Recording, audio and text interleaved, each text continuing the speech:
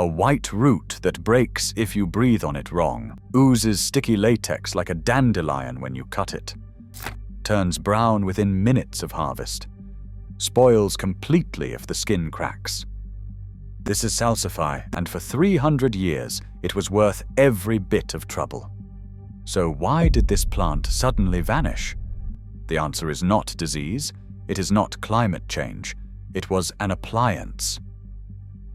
In 1861, every proper Victorian household owned one book, not the Bible, Mrs. Beeton's Book of Household Management. 1,100 pages dictating how to run a home, manage servants, and feed a family. Among recipes for turtle soup and instructions for hiring a footman, Mrs. Beeton dedicated an entire entry to preparing this root. The instructions were precise because the vegetable was essential. During Britain's long, dark winters when fresh produce vanished for months, Salsify delivered something remarkable, the taste of the ocean from a root you could dig from frozen ground. The French called it vegetable oyster. The English working class, who could never afford actual oysters, called it poor man's oyster. It fed kings and peasants alike. But today, you cannot find it in 99% of grocery stores. Welcome to nature's lost vault. The Romans knew about this strange plant. Pliny the Elder documented it in his Natural History in 77 AD, cataloguing it alongside every other useful crop in the empire's agricultural arsenal. But the Romans grew it as they grew most things, for function, not flavor. The real discovery happened in France and Italy during the 1500s. Someone finally tasted the root, properly prepared, and realized what they had. The flavor resembled oysters, not fishy, not briny, but unmistakably reminiscent of shellfish in a way no other vegetable could match. By the 1700s, cultivation had spread across Europe, and it jumped the Atlantic to the American colonies. George Washington's gardeners planted it at Mount Vernon. New England farmers grew it alongside carrots. Colonial cookbooks featured recipes for salsify fritters that supposedly tasted exactly like fried oysters. The plant itself looks like nothing special. Grass-like leaves stretch 3 feet tall. Purple flowers bloom in summer with an unusual habit. They open at dawn and close promptly at noon, earning the nickname John Go to Bed at Noon. Beneath the soil, a slender white taproot grows 12 inches deep, thinner than a carrot, pale as parsnip. Inside that root is an extraordinary nutritional profile. 15% of your daily potassium in one serving, matching a banana. Iron content higher than most vegetables. Calcium, magnesium, phosphorus. B-complex vitamins, including folates and B6. And a prebiotic fiber called inulin that feeds beneficial gut bacteria more effectively than nearly any other plant. But here is where Salsify gets interesting. The polyacetylene antioxidants, compounds like falcarinol and falcarindiol that multiple studies have linked to anti-inflammatory effects and protection against colon cancer and acute lymphoblastic leukemia. Victorian physicians had no way to measure this, but they recommended Salsify for digestive complaints and liver problems. Observation taught them what science would later confirm. This root did something right. So if it is nutritious, delicious, and grows in winter, why are we not eating it? Because Salsify is a nightmare to harvest. Peak Salsify happened during the late Victorian era. In 1867, Peter Henderson published Gardening for Profit, the commercial farmer's Bible. His assessment was that not many people eat it, but those who do will pay premium prices. For farmers willing to handle the crop's peculiarities, Salsify represented serious money. But those peculiarities were brutal. The plant demands 120 to 150 days of cool weather to mature. Hot summers above 85 degrees turn the roots stringy and fibrous. You cannot transplant Salsify. The seedlings develop a taproot immediately, and any disturbance kills them. But the real problem is the soil. The bed must be loose and stone-free to at least 12 inches deep. Any rocks, any hard clods, any resistance at all, and the roots fork, split, or grow stunted. Farmers had to work their fields with nearly twice the care they would give to carrots. And then comes the harvest. Salsify roots are extraordinarily fragile. The white skin is thin. The flesh lacks the fibrous strength of a carrot. When you dig a Salsify root, you are not just pulling a vegetable. You are performing surgical excavation. Loosen the soil around it. Insert your digging fork at just the right angle. Lever gently, very gently, hoping the root comes up intact. Half the time, it snaps, and when Salsify breaks, disaster strikes. The root immediately begins oozing milky white latex, the same sticky sap that dandelions produce.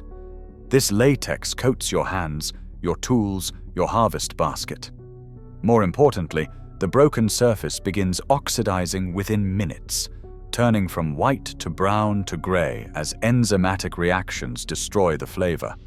A broken Salsify root loses market value instantly. It spoils faster. It tastes worse. It cannot be stored. Everything that made the root valuable disappears when the skin cracks. Commercial farmers tried everything. Specialized tools, soil amendments, nothing solved the fundamental problem. Salsify roots are anatomically fragile, and industrial agriculture demands crops that tolerate rough handling. The storage problem compounded the disaster. Intact Salsify roots can be stored, but the conditions must be nearly perfect. 32 degrees Fahrenheit, with 95 to 98% humidity. Too warm and they wither. Too dry and they shrivel. Even under ideal conditions, Salsify keeps only 2 to 4 months maximum. The Victorians had a solution. They simply left the roots in the ground. Salsify tolerates hard freezes. In fact, frost improves the flavor by converting starches to sugars, creating that sweet, nutty, oyster-like taste the Victorians prized. A farmer could mulch the bed with straw, dig through winter as needed, and harvest fresh roots until spring. This system worked perfectly, until it became completely obsolete. The refrigerator changed everything. When home refrigeration became widespread in the 1920s and 1930s, the entire logic of winter vegetables shifted. For centuries, root crops like Salsify existed because they solved a storage problem. No refrigeration meant you needed vegetables that could survive in a cellar or stay frozen in the ground. But refrigeration offered something revolutionary. Any vegetable could now be stored year-round. Suddenly, the robust, easy-to-harvest crops had a massive advantage. Potatoes shipped in bulk without damage. Carrots tolerated mechanical harvesting. Parsnips did not snap if handled roughly. Salsify, meanwhile, required skilled hand harvesting, broke during transport, spoiled if damaged, and needed near-freezing storage with extreme humidity. For commercial agriculture, the economics stopped making sense. The final blow came from international trade. Refrigerated shipping meant fresh asparagus could arrive from South America in January. Artichokes from California appeared in New York markets year-round. The unique flavors that made Salsify special during Victorian winters became ordinary once global supply chains could deliver anything, anytime. By the 1940s, Salsify had essentially vanished from commercial cultivation. Seed catalogs still offered it to nostalgic gardeners. But supermarket buyers had no interest in a crop that broke during transport and required specialized storage. Today, you will not find fresh Salsify in 99% of grocery stores. Refrigeration killed Salsify not because the technology replaced the vegetable, but because it enabled a food system that had no room for fragile, difficult, labor-intensive crops. The economics of mass-market agriculture shifted toward vegetables that tolerated rough treatment. Anything that required skilled hands and precise storage conditions couldn't compete against potatoes dumped into bins by the ton. The Victorians understood something we've forgotten. A vegetable didn't need to ship across continents. It needed to survive your local winter. Salsify excelled at that singular task. It could be dug from frozen ground in February and prepared into a meal that tasted like the ocean, despite being 500 miles from the coast. That was enough, until suddenly it wasn't. But the plant is not gone. Salsify still grows wild in ditches and abandoned fields, the descendants of Victorian plantings persisting where no one tends them. Small seed companies still sell heirloom varieties like Mammoth Sandwich Island. A few specialty farmers still hand-harvest the fragile roots for markets where chefs pay $8 a pound for a taste of the 1800s. If you want to grow Salsify, nothing stops you. The seeds germinate readily. The plants tolerate cold. The roots will survive all winter beneath a layer of mulch. In spring, you can dig them fresh from the ground and prepare them exactly as Mrs. Beeton instructed in 1861. The plant does not know it is obsolete. It still concentrates inulin and potassium in ratios that modern vegetables rarely match. It still produces that oyster-like flavor. It still solves the problem of winter nutrition. We just decided we do not need that problem solved anymore. The refrigerator solved it instead, and the global supply chain, and the industrial system that prioritizes whether a vegetable can survive a truck ride over, whether it can sustain you through a winter. Salsify was a vegetable that demanded effort and rewarded it with survival. Modern agriculture prefers vegetables that demand nothing and reward convenience. The choice between these priorities shaped which plants we remember and which we forget.